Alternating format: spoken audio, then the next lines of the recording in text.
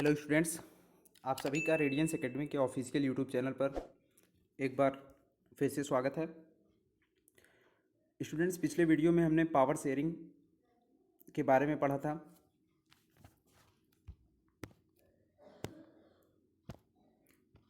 Power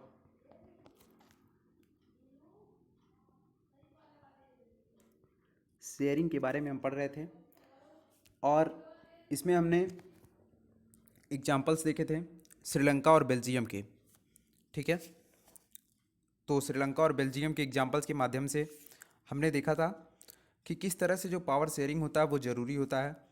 जहाँ पर ethnic composition ज़्यादा हो, बहुत ही कॉम्प्लेक्स हो, जहाँ पर एथनिक कम्युनिटीज़ ज़्यादा हों, वहाँ पर पावर शेयरिंग किस प्रकार नेसेसरी होता है, इस चीज़ को हमने पिछले वीडियो में देखा था। हमने देखा था कि किस तरह से जो पावर शेयरिंग थी वहाँ पर श्रीलंका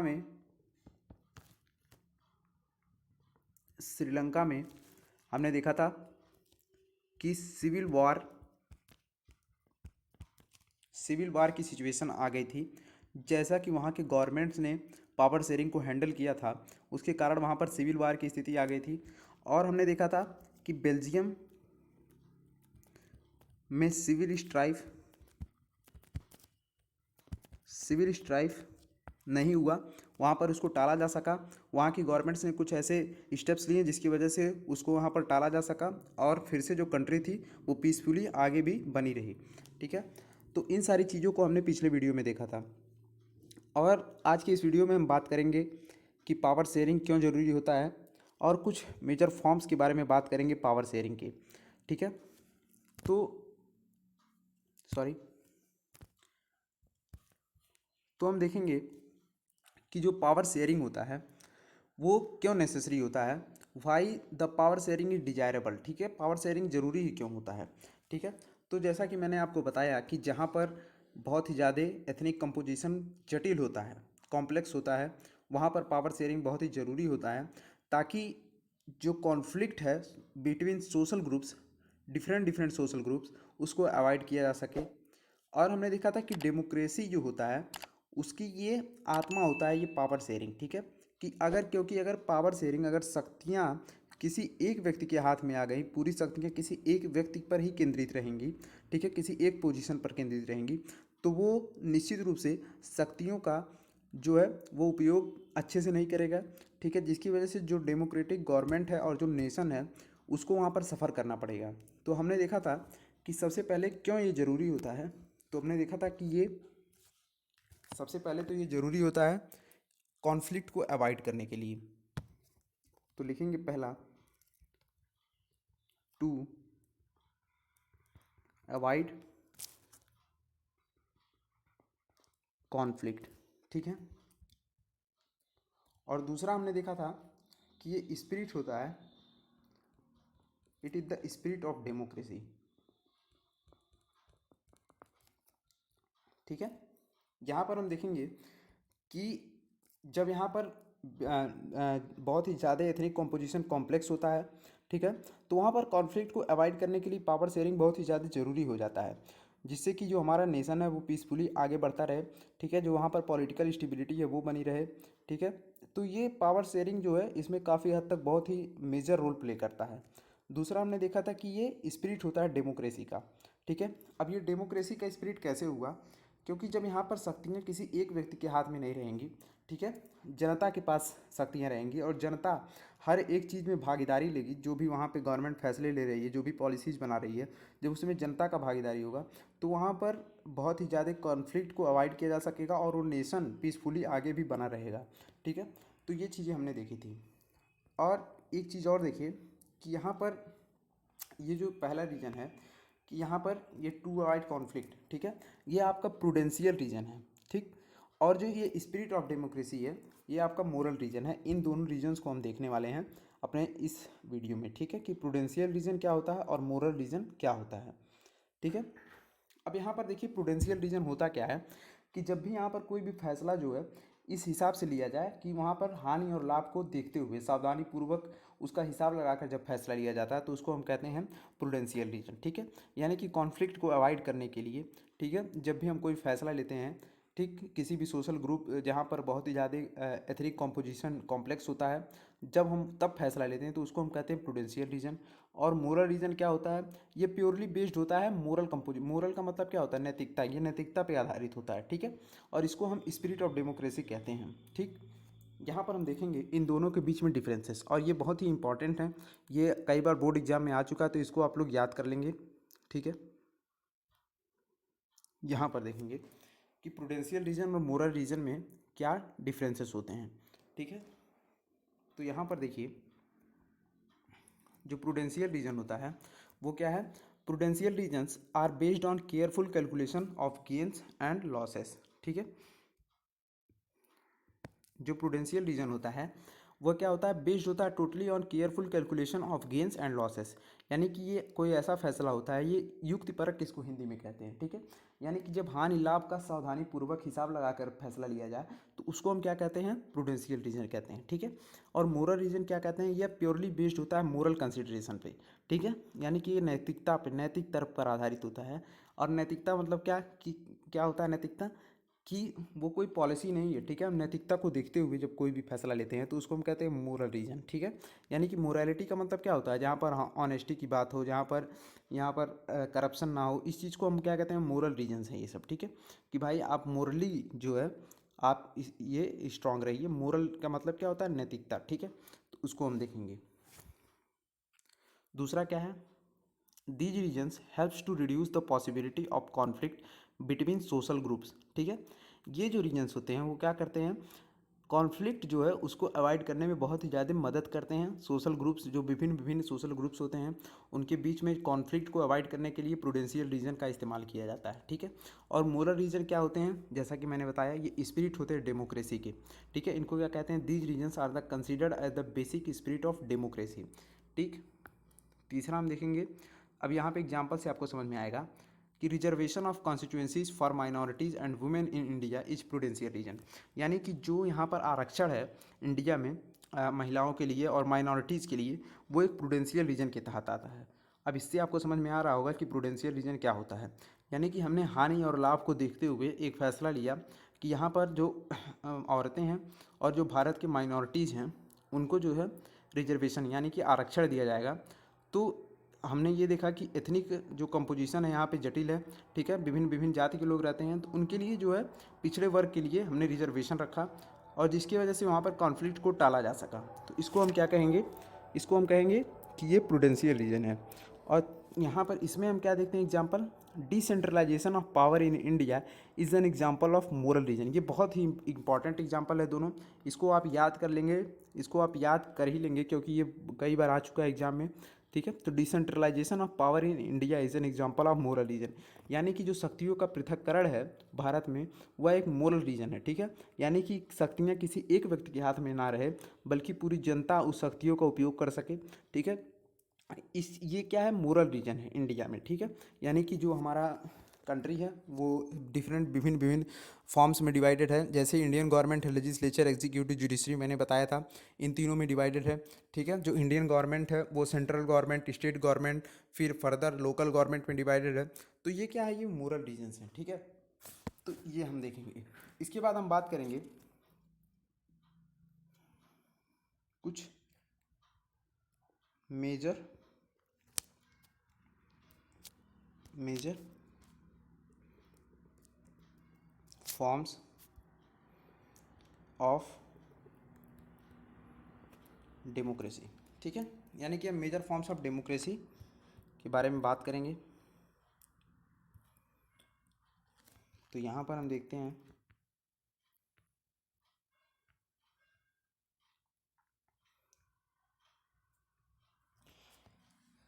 सबसे पहले बात करेंगे कि पावर शेयरिंग क्यों ज़रूरी होता है। ये तो हम देख चुके हैं, ठीक है।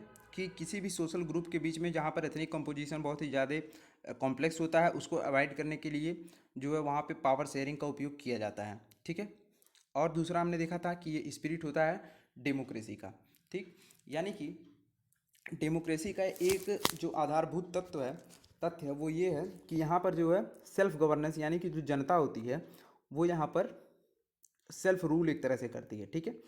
क्यों, क्योंकि यहाँ पर जनता के द्वारा ये जो लीडर्स होते हैं वो चुने जाते हैं, जिसकी वजह से जनता जो है इनडायरेक्टली जो पॉलिसीज़ बनती हैं उसमें भागीदार भागीदार होती है। ठीक है, तो ये हम देखेंगे, तो हम देखेंगे major forms of power sharing के बारे में, इसकी हम बात कर रहे थे। ठीक है, तो सबसे पहले इसका जो है 4 रीजन्स में 4 फॉर्म्स हैं। ठीक है, वन बाय वन हम देखेंगे। सबसे पहला जो रीजन है वो है power sharing among different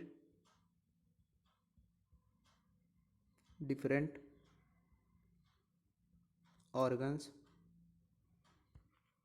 of government. ठीक है, इसको हम क्या कहते हैं, इसको हम हॉरिजॉन्टल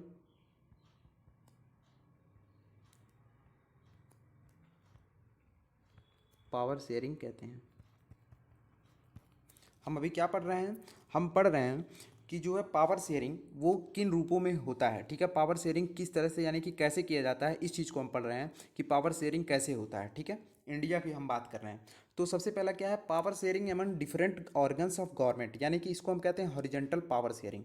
ठीक है, तो क्या होता है, जैसे कि मैंने बात किया कि डेमोक्रेसी में जो गवर्नमेंट होती है हमारी वो 3 पार्ट में डिवाइडेड होती है। ठीक है, सबसे पहला जो होता है वो होता है लेजिस्लेचर, दूसरा जो होता है वो होता है एग्जीक्यूटिव, और तीसरा हमने देखा था वो होता है जुडिशरी। इन तीनों पार्ट में कोई भी डेमोक्रेटिक गवर्नमेंट डिवाइडेड होती है। ठीक है, यानी कि एक तल पे रह करके जो है डिफरेंट डिफरेंट लेवल्स के फैसले लेना। ठीक है, इसी को कहते हैं हॉरिजॉन्टल पावर शेयरिंग।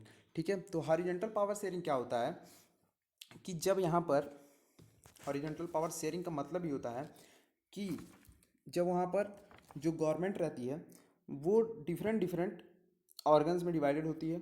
ठीक है,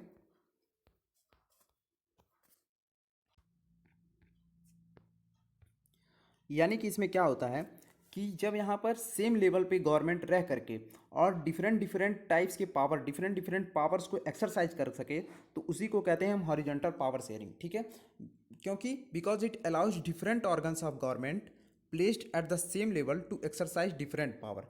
ठीक है, जैसे यहाँ पर आप देख रहे होंगे कि इन तीनों का जो लेवल है वो सेम है। ठीक है, लेकिन ये जो पावर का अपने उपयोग करते हैं वो डिफरेंट डिफरेंट लेवल्स पे करते हैं। जैसे कि लेजिस्लेचर का काम होता है, मैंने बताया कि किसी भी पॉलिसीज़ को बनाने का। ठीक है, एग्जीक्यूटिव का मतलब होता है उस पॉलिसीज़ को लागू करने का। जुडिशरी का मतलब होता है कि अगर उस पॉलिसीज़ के को लागू करने में या करने में कोई भी संघर्ष की स्थिति होती है, ठीक है, तो उसको न्याय देने का जो काम होता है वो हमारे जुडिशरी करती है।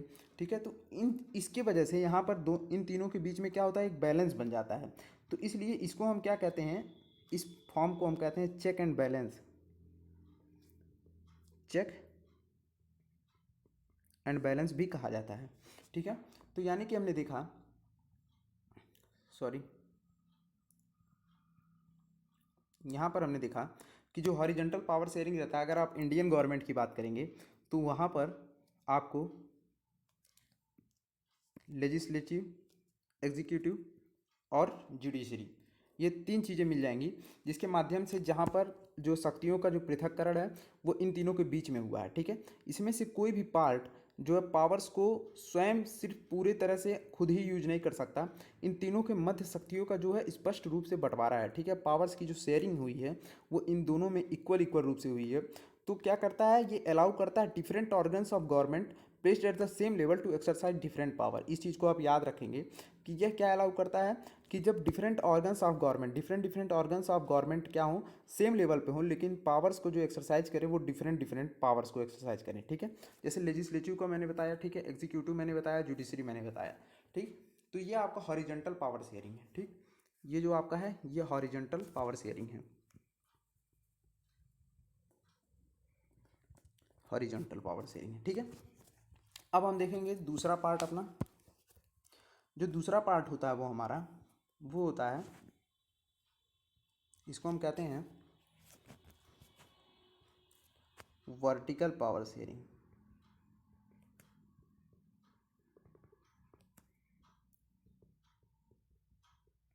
वर्टिकल पावर शेयरिंग का मतलब क्या होता है?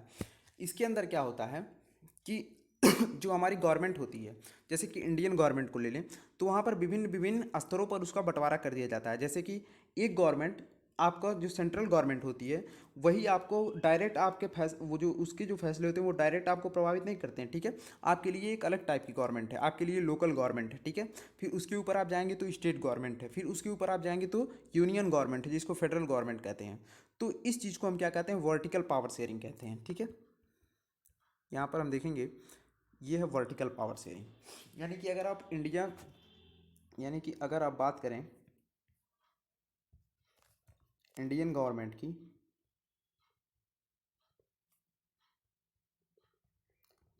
तो वहाँ पर सबसे पहले इंडियन गवर्नमेंट किस चीज़ में डिवाइडेड है? सबसे पहला यूनियन गवर्नमेंट, ठीक है, यानी कि जो सबसे मेन आपका केंद्र सरकार होता है। उसके बाद है आपका स्टेट गवर्नमेंट, यानी कि जो आपके चीफ मिनिस्टर वगैरह हो गए, ठीक है। तो स्टेट गवर्नमेंट हो गया। इसके बाद स्टेट गवर्नमेंट से आपके लोकल गवर्नमेंट होते हैं, जैसे कि एमपी एमएलए वगैरह, ठीक है। तो ये सब आपकी लोकल गवर्नमेंट के अंदर आ जाएंगे। तो ये चीज़ें जो हैं, ये आपकी वर्टिकल पावर शेयरिंग इसको कहते हैं, ठीक है। तो दूसरा तो ये हो गया कि पहला हो गया हॉरिजेंटल पावर शेयरिंग, ठीक है। दूसरा हो गया वर्टिकल पावर शेयरिंग। और तीसरा जो होता है वो क्या होता है? जब पावर्स को जो है,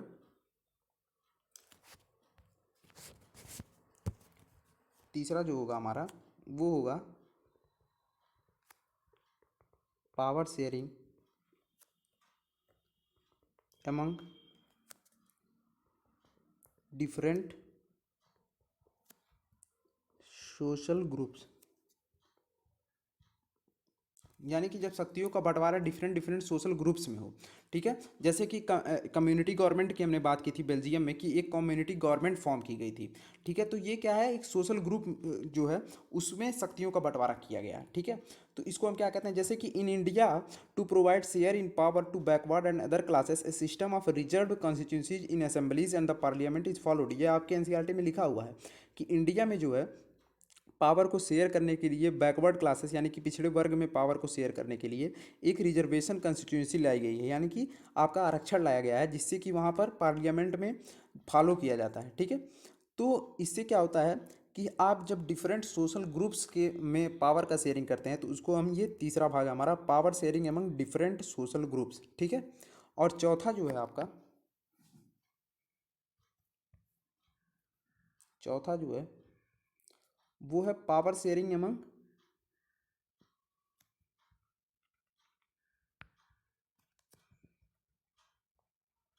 power sharing among political parties, ठीक है, प्रेशर ग्रुप्स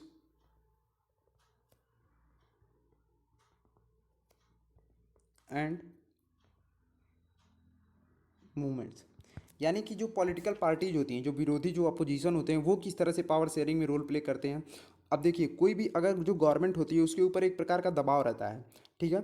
जैसे यहाँ पर बीजेपी गवर्नमेंट है इंडिया में अपने, ठीक है। तो अगर वो कोई फैसले लेती है तो उसके विरोधी में भी आप देखते होंगे कांग्रेस पार्टी या फिर जो भी पार्टियाँ हैं, या फिर जैसे कि यहाँ पर आप बात करेंगे तो यहाँ पर सपा है, ठीक है, बसपा है, तो ये सब जो है उसको अपोज करते हैं, ठीक। तो इसकी वजह से क्या होता है कि जो आपका जो मेन गवर्नमेंट है, ठीक है, जो सेंट्रल गवर्नमेंट है, वो जब फैसले लेगी तो उनको ध्यान में रखते हुए लेगी, और उनके जो गेन और लॉस हैं उसको ध्यान में रखते हुए फैसले लेगी, जिसकी वजह से यहाँ पर डेमोक्रेसी को रन करने में बहुत ही ज़्यादा मदद मिलती है, ठीक है। तो एक अच्छी अपोजिशन का होना बहुत ही ज़्यादा ज़रूरी है, जिससे कि वजह से वहाँ पर कंपटीशन क्रिएट हो सके, और उस कंपटीशन के होने की वजह से जो वहाँ पर डेमोक्रेसी है वो बहुत अच्छे से फॉलो की जा सकेगी, ठीक है। तो ये सारी चीज़ें हैं जिसको हम देखेंगे, और अगर आप अपनी एनसीईआरटी पढ़ेंगे तो आपको बहुत अच्छे से समझ में आएगा ये जो मैंने बताया, ठीक है। ये आप एनसीईआरटी को अपने एक बार रीड करेंगे, तो अगर आप रीड करते हैं तो मेरे सभी पॉइंट्स आपको क्लियर हो जाएंगे, ठीक है।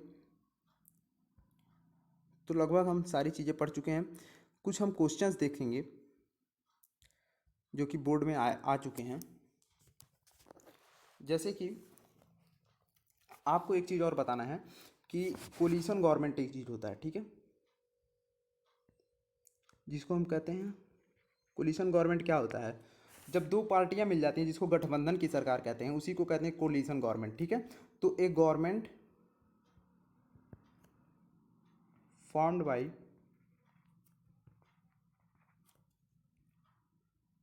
two or more than two parties, ठीक है। तो उसको हम क्या कहते हैं, कोलिशन गवर्नमेंट। इसको भी आप याद कर लेंगे, ये भी आपके बोर्ड एग्जाम में सीबीएसई में 2008 में पूछा गया है, ठीक है। तो सबसे पहले हम देखते हैं क्वेश्चन देखते हैं, ठीक है। सबसे पहला जो क्वेश्चन है सीबीएसई 2011 में आया है, उनको हम देखते हैं, ठीक है। एक क्वेश्चन है, आप लोग इसको लिखेंगे और खुद क्वेश्चन आंसर करने की कोशिश करेंगे। सबसे पहला, व्हाई इज पावर शेयरिंग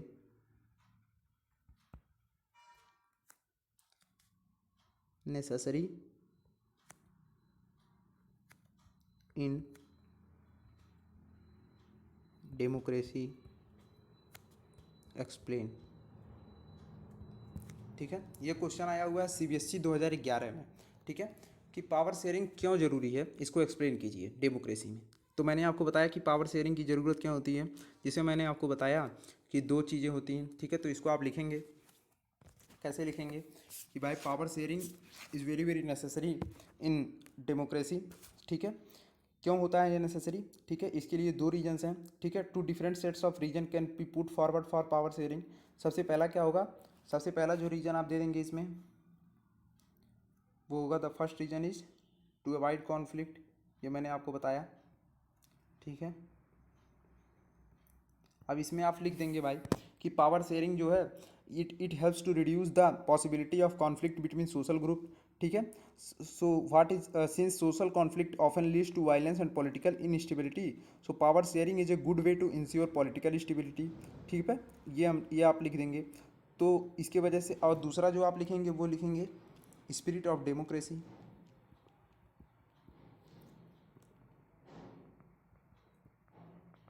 इसमें आप लिख देंगे कि power sharing is the basic spirit of democracy. क्यों होता है, क्योंकि यहाँ पर मैंने आपको बताया कि जब पावर शेयरिंग जो है, जो पावर का शेयर रहेगा वो डिफरेंट डिफरेंट जो गवर्नमेंट में जो पावर का शेयरिंग है, अगर वो किसी एक व्यक्ति के सेंट्रलाइज्ड रहेगा तो वो जो है मनमाने तरीके से अपने फैसले लेगा, जिसकी वजह से जो नेशन की डेमोक्रेसी है उस पर इफेक्ट आएगा, ठीक है। तो मैंने बताया कि पावर शेयरिंग इसीलिए बहुत ही ज़्यादा ज़रूरी है, ये स्पिरिट होता है किसी भी डेमोक्रेटिक गवर्नमेंट का, ठीक। तो ये दोनों रीजन्स आप लिखेंगे, इसमें आप कुछ कुछ थोड़ा थोड़ा लाइन लिख देंगे तो ये आपका आंसर कंप्लीट हो जाएगा, ठीक है। इसके बाद आपके सीबीएसई में एक क्वेश्चन और पूछा हुआ है describe horizontal power sharing in modern democracies.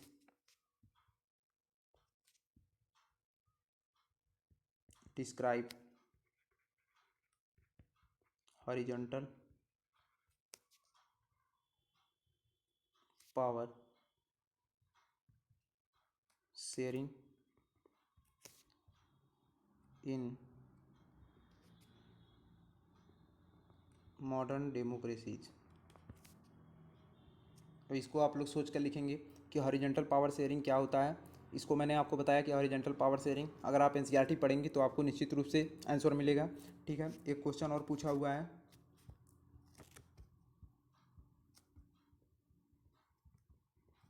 ये सब बोर्ड का क्वेश्चन मैं आपको बता रहा हूँ। Which language is spoken by majority in Sri Lanka.